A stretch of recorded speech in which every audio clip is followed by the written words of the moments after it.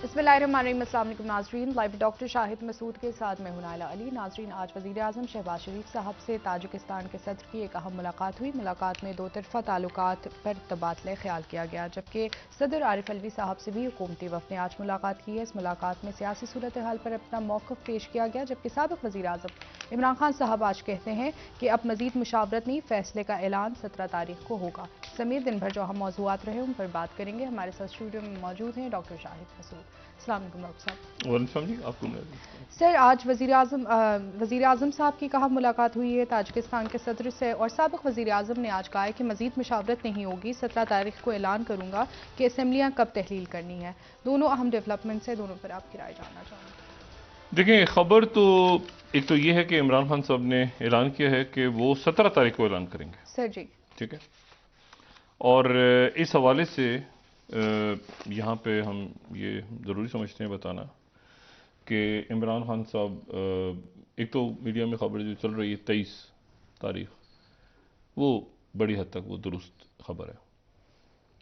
और इमरान खान साहब जो हैं वो इसके ऊपर असेंबलियाँ तोड़ने के ऊपर परवेज़ इलाही साहब की तरफ से कोई मुज़ाहमत नहीं होगी। ठीक। इससे पहले परवेज़ इलाही साहब की तरफ से ये नुक्ता नज़र आया था कि हम चाहते हैं कि इसको मार्च तक ले जाएं। जी।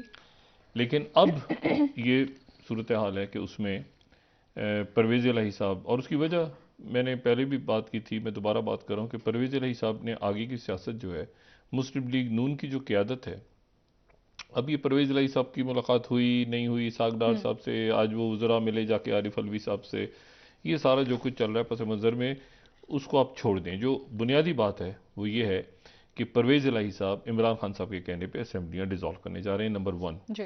नंबर 2, महमूद खान साहब इमरान खान के कहने पर असेंबलियाँ तोड़ने जा रहे हैं। ठीक है। ये अभी तक, और उससे पहले क्या पेशरफ्त होती है, आज तक की ये बात है कि इसमें असेंबलियाँ डिज़ोल्व होने जा रही है। सही। बात नंबर 2, हुकूमत की इत्तेहादियों के अंदर मसाइल चल रहे हैं रेकॉर्डिंग के ऊपर। अख्तर मेंगल साहब को इत्मीनान में लेना चाहिए था। अख्तर मेंगल साहब बलूचिस्तान से उन्होंने बहुत ज़्यादा, आपने देखा होगा, वो डिमांड्स नहीं की उन्होंने, वो बलूचिस्तान के मसाइल के ऊपर ही बात करते हैं। बिल्कुल सर, बिल्कुल। तो बलूचिस्तान का जो मसला है, तो वो इत्तेहाद, उनसे कैसे वो रेकॉर्डिंग के ऊपर उनसे बात नहीं हुई, कैसे सारे मामलात हुए, तो वो उसके ऊपर वो अख्तर मेंगल साहब जो हैं, क्योंकि वो मैंने आपसे कहा ना कि बलूचिस्तान के इश्यूज़ पे ये अजीब सा एक मामला हुआ कि वो उनको इत्तेमाद में नहीं लिया गया। तो दूसरी बात यह है कि वहाँ से वो प्रेशर आ रहा है इत्तेहादियों का। फिर हुकूमत की कैलकुलेशन ये है कि पीटीआई के बहुत से लोग हमारे साथ मिल गए। अब ये इशू इरेलीवेंट हो चुका है। इरेलीवेंट इसलिए हो गया है कि चाहे 50 लोग मिल जाएं या 40 लोग मिल जाएं, मरकज़ में, जैसे मैंने बात की थी कि मरकज़ में असेंबली डिज़ोल्व करने का इस्तेहकाक सिर्फ एक शख्स के पास है, वो है शहबाज शरीफ। बिल्कुल ऐसे जैसे एक अहम तैनाती आर्मी चीफ की, तो एक शख्स के पास इस्तेहकाक था, मुशावरत की ज़रूरत भी नहीं थी। यहाँ पे जब मरकज़ में शहबाज शरीफ चाहेंगे तो असेंबली डिज़ोल्व हो जाएगी। वहाँ पर सिर्फ, यानी ये मैटर नहीं करता कि उनके साथ 80 लोग थे, 100 लोग थे, 50, वहाँ परवेज़ इलाही साहब मान गए तो इसका मतलब है असेंबली डिज़ोल्व हो जाएगी। और मुस्लिम लीग नून के जो क़यादत है, ये नवाज शरीफ साहब, वो भी इस बात को बखूबी समझते हैं कि जितने ज़्यादा लोगों से वो पिछले एक साल के अंदर वो जितने ज़्यादा लोगों के को अब एडजस्ट करने के ये लारा लप्पे हैं या वादे हैं, जो भी हैं, मतलब 20 उधर के लोग होंगे तो 20 इधर के लोग, तो भाई वही जो कल मैंने बात की थी कि फिर मुस्लिम लीग नून किधर जाएगी। तो नवाज शरीफ साहब इसके ऊपर, मेरा नहीं ख्याल कि पार्टी की अक्सरियत इसके ऊपर राज़ी होगी कि उन लोगों को भी असेंबलियों से, कौमी असेंबली के लोगों को भी टिकट्स दिए जाएं, सूबाई असेंबलियों में भी ये हो वो हो, तो वो अब वो आगे की तरफ बढ़ने का सोच रहे हैं। तीसरी बात यह है कि जो मईशत है, इसीलिए आपने देखा हो कि अब इमरान खान साहब की जो आज की तकरीर है, वो तकरीर या कल वाली बात, अब इन दिनों में वो बात नहीं हो रही कि आपने इलेक्शन करवाने, आपने असेंबलियों से इस्तीफ़ा देना है तो अब जाएं, हम इलेक्शन करवा लेंगे। वो एक खामोशी, क्योंकि उसकी वजह यह है कि बड़े बहरान, जो बड़ा बहरान आ गया है मुल्क में, वो है मईशत का बहरान। बिल्कुल सर। और कल मिफ्ता इस्माइल साहब ने इसाक डार साहब को चार्जशीट की है। उन पर इल्ज़ाम, एक तो होता है ना कि कोई इतराज़ करना, कोई बात, वो पार्टी में रहते हुए वो मुस्लिम, उन्होंने कहा कि वो जिस हद तक वो बात कर सकते थे उन्होंने बात की। हम बड़े शदीद नकाद रहे हैं उनके मिफ्ता इस्माइल साहब के, और सख्त फैसले हो रहे थे। हमारा ख्याल था कि वो शायद आगे बात नहीं कर पा रहे, ये कर, लेकिन सारे मुश्किल फैसले उनके सर पे डाल के, और इसहाक डार साहब आके कह रहे हैं कि मुझे तो पता ही नहीं था कि हालात इतने खराब थे। मतलब हालात अगर इतने खराब ना होते तो वो फिर मिफ्ता इस्माइल के ऊपर ही रखते, ठीक है ना, सारी उनके ऊपर मुसीबत डालते, और यहाँ पे आके खुद जो है वो डिफेक्टो वजीर आजम बनने के लिए आए थे क्या इसहाक डार।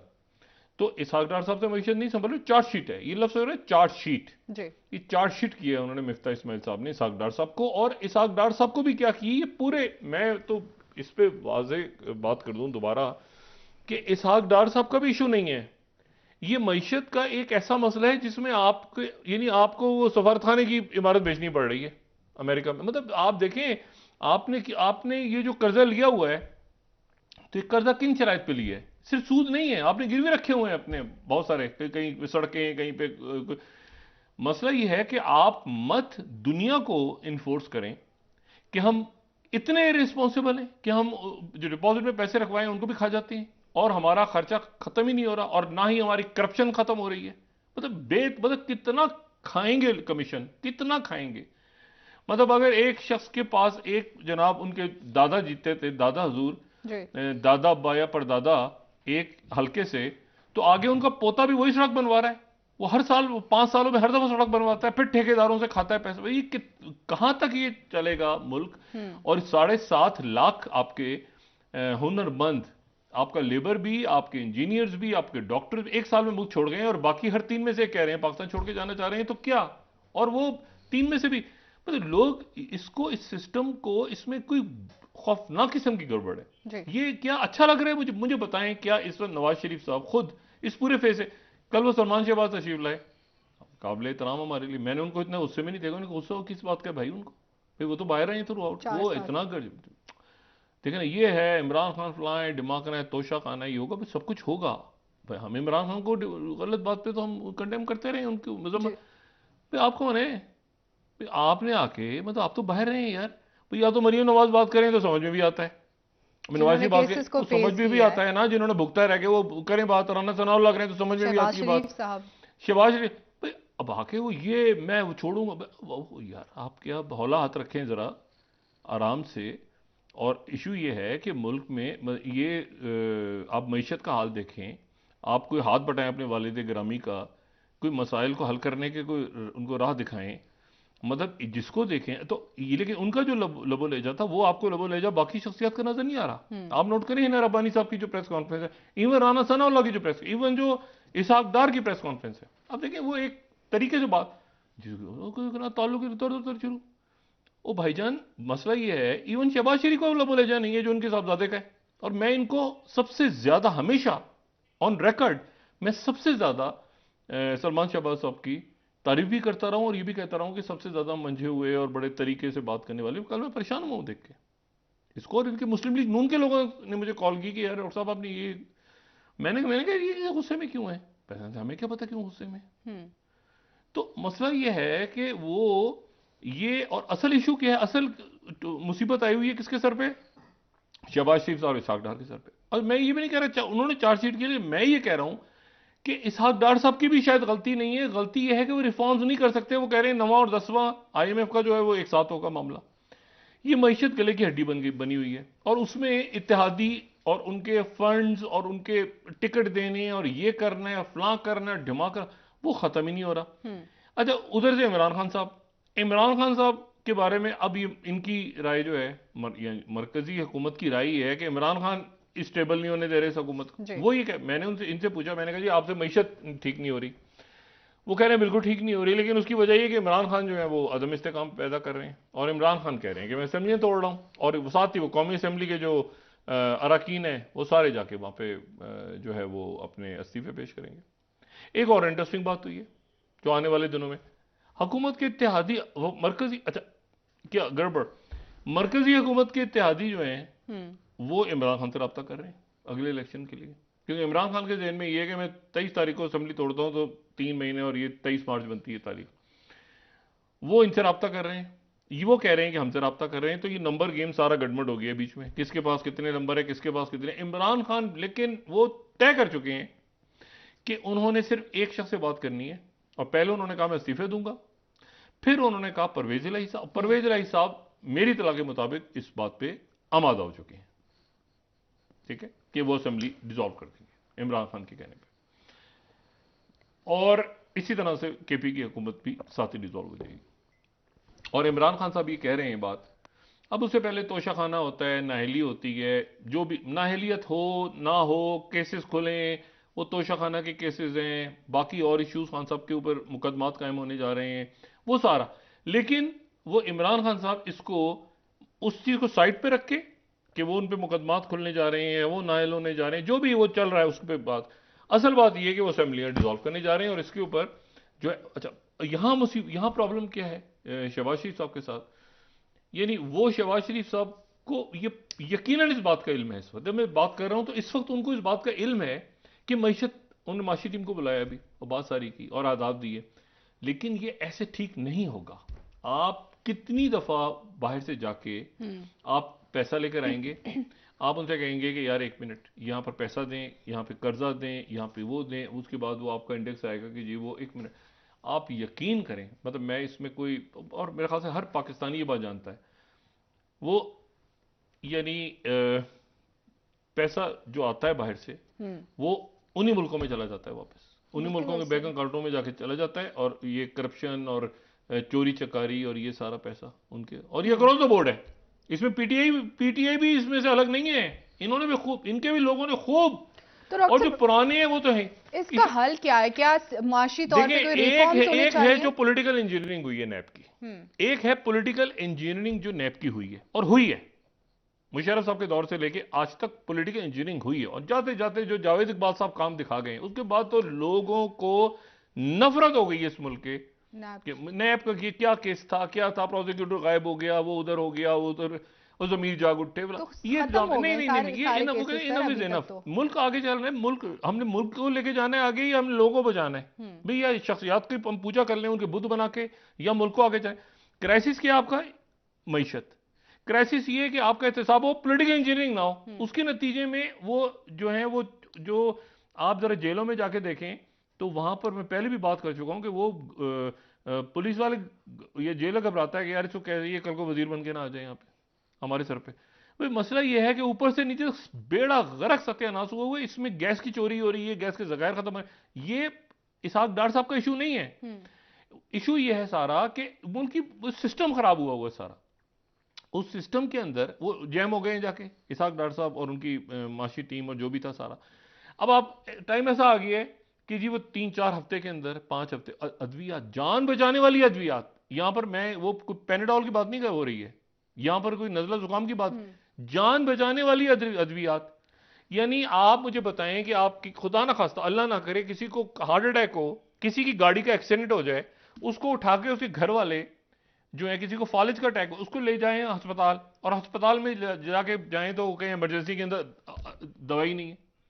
आप अफोर्ड कर सकते हैं कि आपको खांसी का शरबत ना मिले, या आपको कोई सर का दर्द की, आप क्या अफोर्ड कर सकते हैं कि आपको जो है वो चीज, और वो पता चले कि जी वो हमारा जो वेंटिलेटर था और हमारे जो बाकी मामलात थे उनके चूंकि बाहर से खराब पड़ा हुआ है, क्योंकि पुर्जे बाहर से आने थे, डॉलर्स में आ नहीं रहे, तो जान बचाने वाली ईसीजी मशीनें और जान बचाने वाली जो अद्वियात हैं वो, तो इसलिए क्राइसिस है जिसमें या तो सब बैठ जाएं, फौरी तौर पे बैठें सारे, और इसको मईशत को कैसे ठीक करना है वो ठीक करें ताकि इस्तेकाम आ जाए, वरना खान साहब आगे जा रहे हैं, वो वहां पर ये प्रॉब्लम क्रिएट हो रहा है। ये रेकोडेक के हवाले से मिफ्ता इस्माइल साहब बोल के चले गए, चार्जशीट करके चले गए, अब इसहाक डार क्या आगे से जवाब देंगे, इश्यूज बहुत हैं, तो इनको या तो बैठ के करना है मामला तय, वरना फिर मुल्क एक अदम इस्तेकाम तो बढ़ेगा।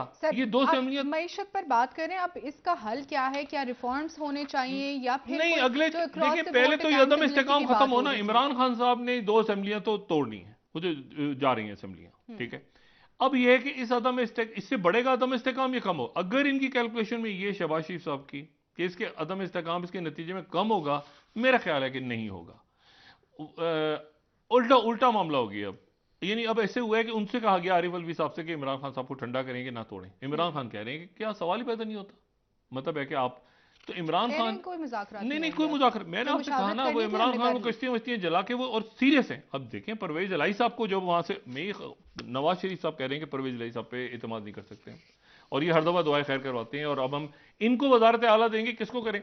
साद रफीक साहब दुआ पढ़ रहे हैं, क्या तमाशा है, एक दुआ पढ़ें, या परवरदिगार हम सबको, परवेज इलाही को हम बना हाँ दे। हाँ हाँ, जब दुआ खैर, रात के वक्त मिठाइयाँ 12 बजे दुकानें बंद हो गई थी इस्लामाबाद में, बड़े तो वादे रात के बेपैमा हुए वक्त थे ये डॉक्टर दुआ साहब। कभी मैं, यानी उनके मुंह में एक रसगुल्ला उनके मुंह में, एक जरदारी साहब के मुंह में, एक उसके मुंह में, सबके रसगुल्ले खा के दुआएं खैर हो रही है। परवेज इलाही साहब आ गए पीडीएम के साथ, और या अल्लाह हम सबको एक कर, हम सबको नेक कर, हम सब आगे खिदमत करें, हम सब ये वो कर करा के दुआएं खैर करके सब मुबारकबादें देके सुबह परवेज इलाही गायब।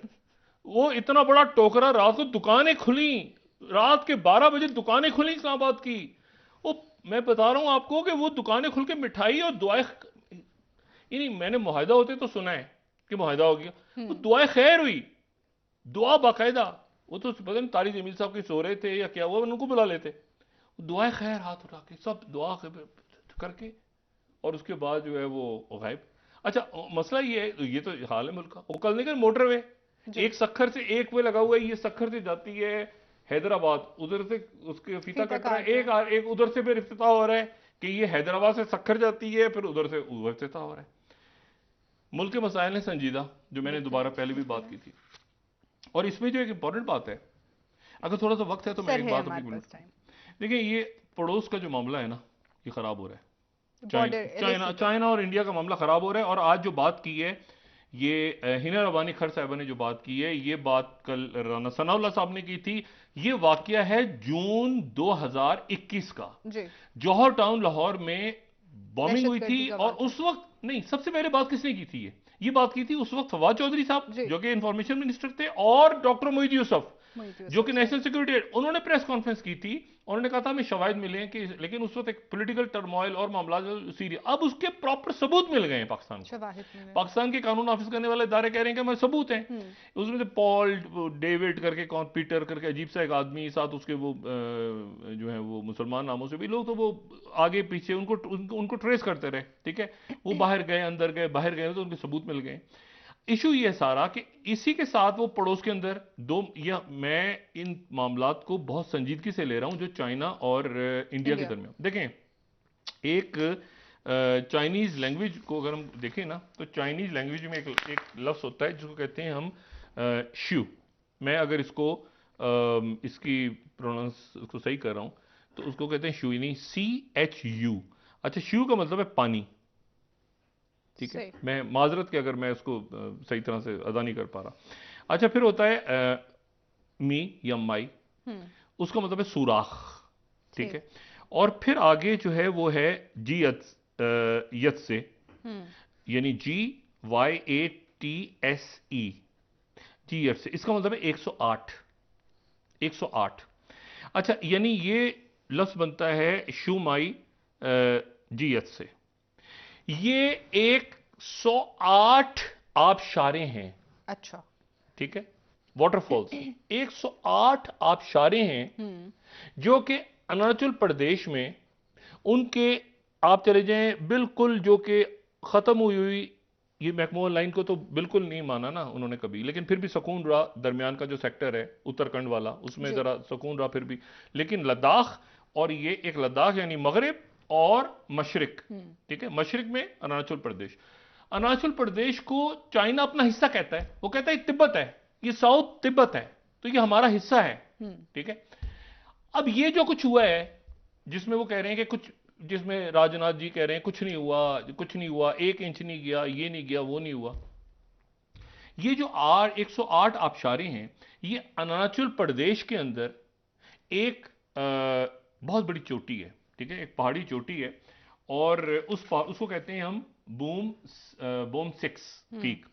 उसकी स्ट्रेटेजिक वैल्यू, ये पहाड़ी इलाके हैं ना सारे, तो पहाड़ी इलाके क्या हैं, पहाड़ी इलाकों में चोटियां होती हैं जो कि फौज के लिए बड़ी अहम होती हैं, और रास्ते होते हैं, यानी दर्रे या आप समझ लें कि पगडंडियां, वो भी फौज के लिए अहम होती हैं क्योंकि वहां से असला जाता है, और जो ऊपर बैठा होता है उसके पास ये एडवांटेज होता है कि वो नीचे गोली चला सकता है। नीचे वालों के पास ये होता है कि ऊपर जो चोटियों पे बैठे हैं उनसे बच के निकलना है किसी तरह, लेके सामान आगे लेके जाना है।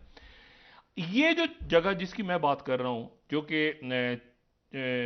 कि चुमाई ग्यात्सी है, इस जगह इसको चाइनीज कहते हैं डोमजेंग। और ये एक मुकद्दस इलाका है। ये वो मुकद्दस इलाका है जहां पे बौम लामा बुद्ध मत के मुताबिक जी। और गुरु पामासम बवा, ठीक है, जो कि बहुत बड़े एक बुद्ध पेशवा थे, इंडिया से गए थे। सही। वहां पे इनके दरमियान तलखी हुई थी या लड़ाई हुई थी, जो बुद्ध मत की तारीख बताती है। अच्छा। और उसके नतीजे में उन्होंने एक पहाड़ के ऊपर गालिबन अपनी लाठी मारी थी और वहां से 108 चश्मे या आबशारें आना शुरू हो गई थी। कहा जाता है कि वहां के पानी में जब जाके गुस्ल किया जाता है तो उससे कई बीमारियां खत्म होती है। ये मुकद्दस जगह है, बहुत मुकद्दस जगह है बुद्ध मत की। चाइना इसको ले गया। ये अच्छा। अरुणाचल प्रदेश के अंदर बहुत बड़ी तादाद में सयाह और बहुत बड़ी तादाद में बुद्ध मत के लोग थे, वो यहां पर आते हैं। लेकिन ये जो इलाका है ये चाइना ले गया अरुणाचल प्रदेश का। ये बता इसलिए नहीं, अच्छा ये अब गड़बड़ इसलिए हो रहा है कि सर्दियों का मौसम है तो आबशारें जमी हुई हैं सारी।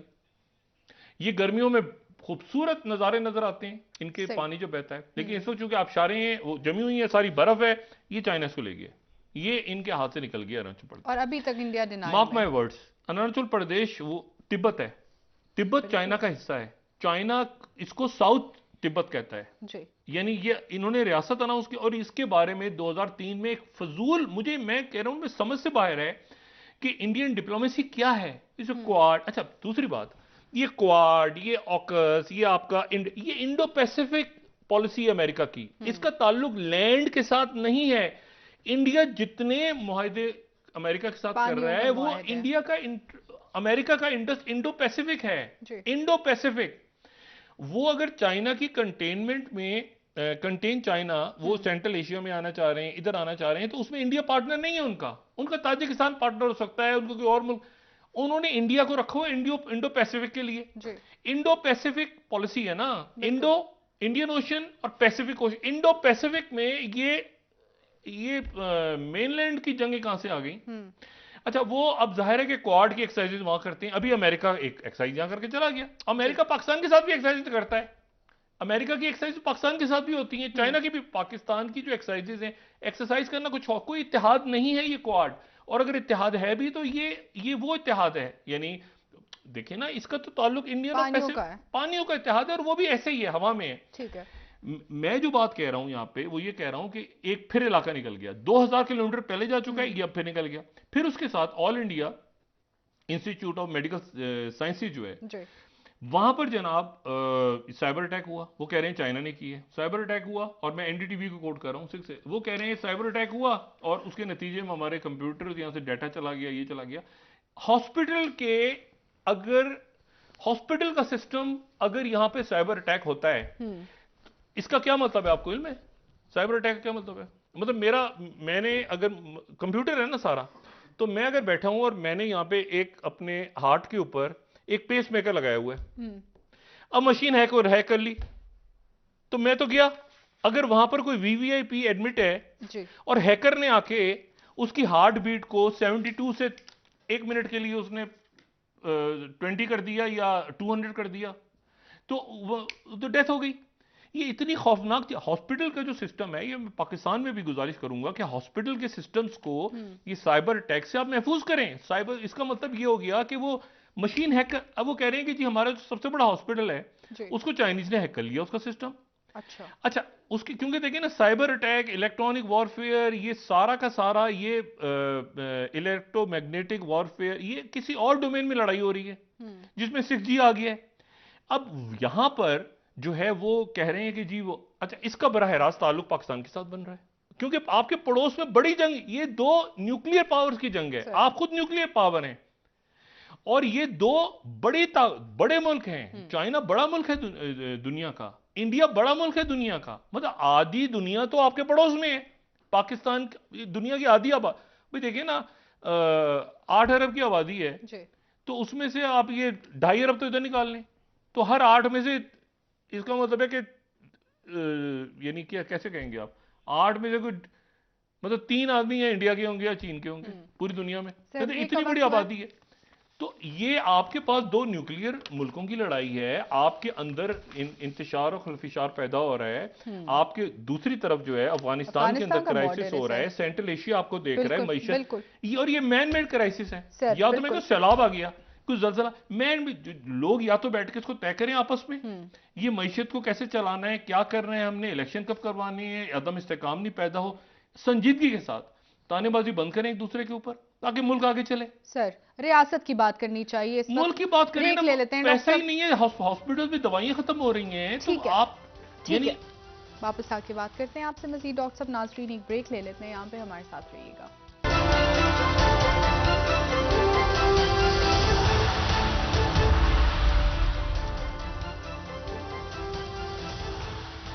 वेलकम बैक नाजरीन। जी डॉक्टर साहब, आज अदालत की जानिब से एतराज़ उठाया गया है कि पीटीआई वाले तनख्वाह भी ले रहे हैं और असेंबली भी नहीं जा रहे, तो अब जो अदालत की जानिब से भी एतराज़ उठाया गया है, तो क्या ये वक्त नहीं है कि खान साहब असेंबली तहलील करके इंतखाबात का मुतालबा करें? नहीं, देखें ये अब इमरान खान साहब के लिए भी एक डू और डाई वाली सिचुएशन है कि ये जाहिर है कि अभी वो तोशा खाना के और मामलात आ रहे हैं सामने और वो कह रहे हैं कि नाहल करवाने की मुझे कोशिश हो रही है, प्लान कर लिया गया।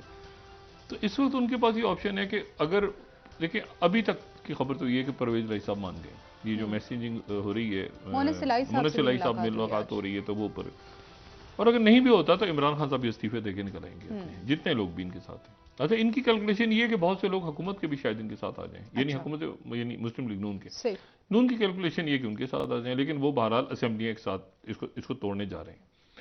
और उनकी तरफ से बड़ा क्लियरली चला गया मैसेज कि जी आपने उसके बाद परवेज इलाही साहब के ऊपर पहले तो बात ये थी कि वो शायद कंटिन्यू करें, लेकिन फिर मसला ये होगा कि वो बाकी जो अदालत की तरफ से बात आई है ना कि कानून साजी नामुकम्मल पार्लियामेंट में इलेक्शन करवाने पड़ेंगे, कैसे होंगे, क्या होगा, ये मईशत कहाँ खड़ी है, इनको बैठ के आपस में देखना है, और मामला तय करने हैं। ठीक है, ये मुल्क आरिफ अलवी का भी है, ये मुल्क इमरान खान का भी है, मुल्क शहबाज शरीफ का भी, इन्होंने आपस में बैठ के सबने मामला इसाकदार सबने मामला तय करने हैं ताकि मुल्क किसी इस्तेकाम की तरफ जाए। अच्छा, जो कि नहीं जाता नजर आ रहा, ठीक है, और जिसका इल्जाम एक दूसरे पे, लेकिन बहरहाल इस मुल्क ने तो आगे जाना है ना, इंशाल्लाह। अच्छा, मैं आपको सिर्फ ये बात बताऊं कि फुटबॉल की बात करते हैं ना जरा,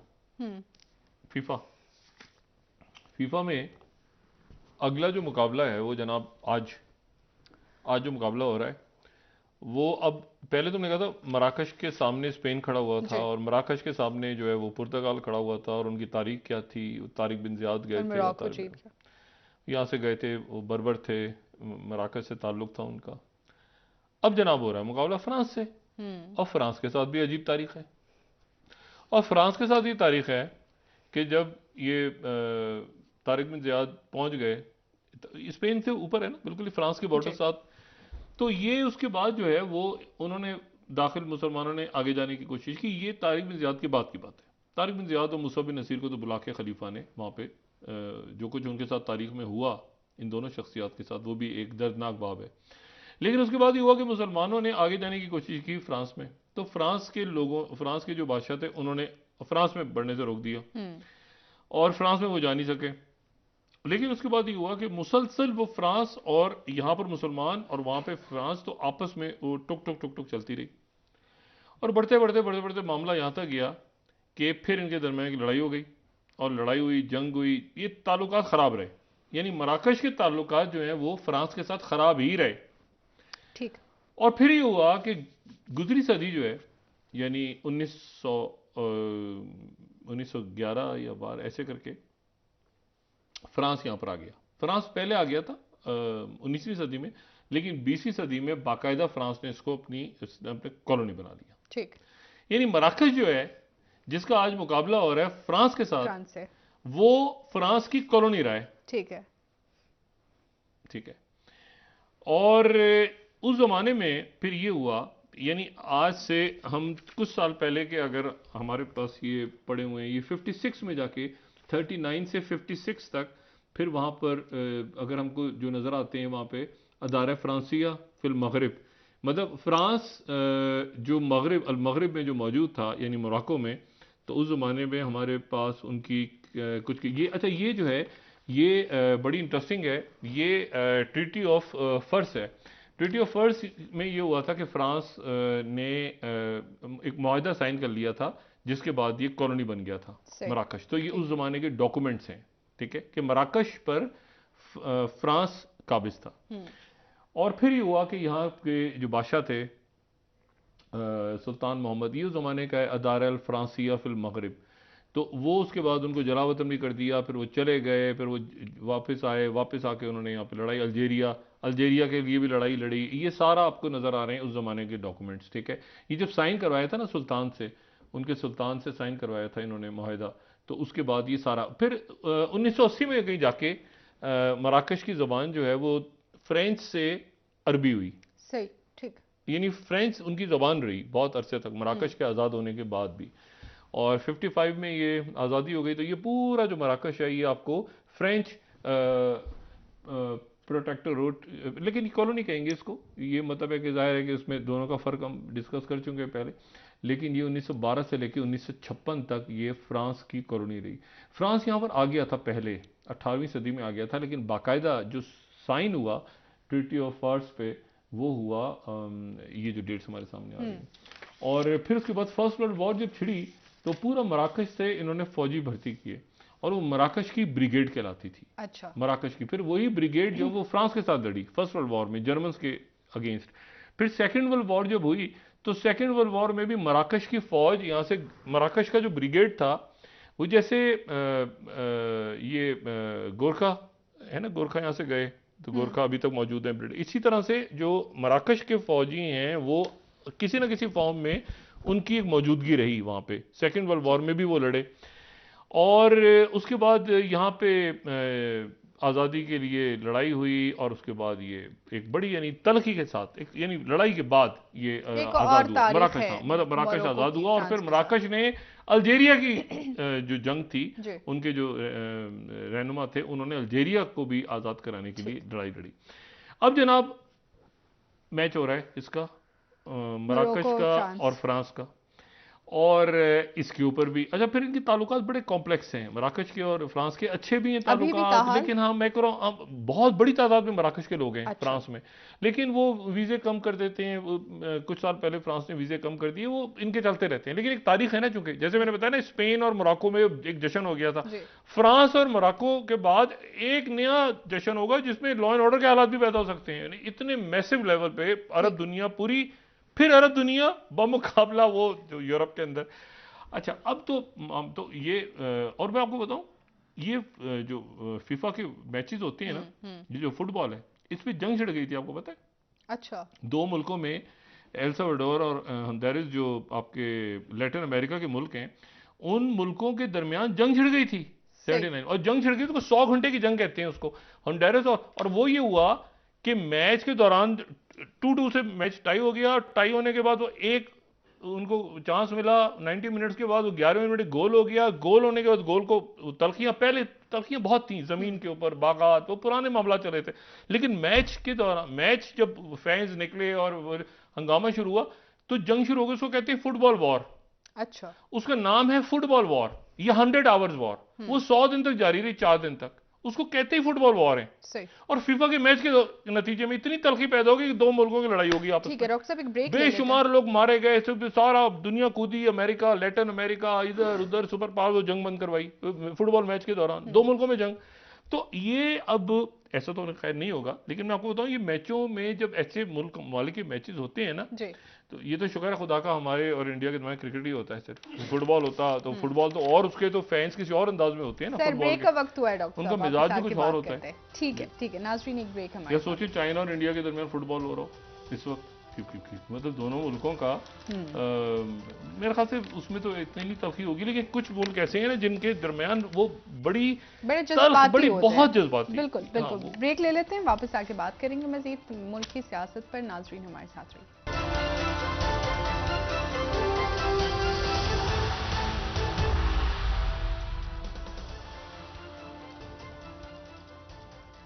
वेलकम बैक नाज़रीन। जी डॉक्टर साहब, मुल्क की सियासत पर बात कर लेते हैं।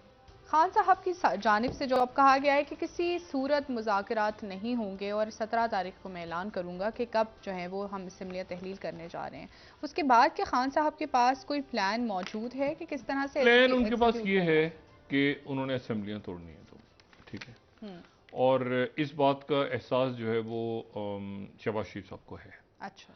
अच्छा, बलूचिस्तान के ऊपर अख्तर मेंगल साहब नाराज नहीं है, मौलाना फजलुर रहमान साहब की जमात भी नाराज हो गई बिल्कुल है। वो भी देखिए नाराज ना, है। उनका उनकी बहुत बहुत बड़ी उनकी उनका पॉलिटिकल कोयटा के अंदर उनका क्लाउट है। तो मौलाना साहब भी नाराज हैं और अख्तर मेंगल भी नाराज हैं। और ये जो सूबों, दो सूबे देखें, ये जो बात है ना, अब ये लाहासिल हो गई है कि कितने लोग हमारे साथ हैं, कितने लोग उनके जी। साथ हैं। अब आप क्या होगा उसमें मजीद आप टिकट्स कमिट करेंगे, इनको भी टिकट देना है, उनको टिकट देना है, ये देना है। इमरान खान साहब ये कहते हैं कि मुझे इस बात का इल्म है कि ये मुझे नाहल करवाने जा रहे हैं, और ये तोशा खाना केसेस, बाकी केसेस तो अपनी जगह खुल जी। चुके हैं। खान साहब जो हैं वो इसमें असम्बलियाँ तोड़ के, और वो कहते हैं कि अगर मैं नाहल हो जाऊँ, सज़ा हो, जो भी हो जाए, इनको नहीं चलने दूंगा। और ये मुल्क का जो है, ये जब तक मौजूद रहेंगे तो मुल्क की मईशत खराब होगी। वो ये कह रहे हैं कि ये अदम इस्तेकाम इमरान खान फैला रहे हैं, या तो ये मिलके बैठे हैं जो कि डेडलॉक हो गया टोटल। अब जो शहबाज शरीफ साहब की हुकूमत है, शहबाज शरीफ साहब ने आज मुशावरत भी की है यकीनन सारी चीज़ों पे। अब ये डिस्कस हो रहा है कि इसको 20 तारीख को या जुमे को शायद, या उसके आगे पीछे जो है ये मुश्तरका पार्लियामेंट का इजलास बुला लिया जाए। ठीक।